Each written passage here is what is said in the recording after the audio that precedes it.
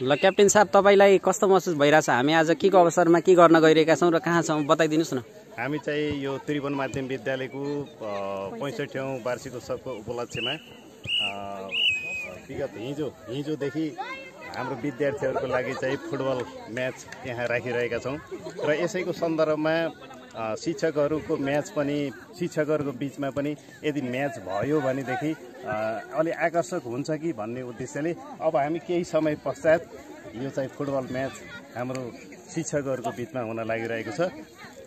गत वर्षमा पनि हामी खेलेका थियौं र यस वर्ष पनि हामी यो शिक्षकहरूको बिचमा यो फुटबल म्याच चाहिँ हामी खेल्न लागिरहेका छौं। गत वर्षको अनुभव भन्नुपर्दा कस्तो रह्यो तपाईको?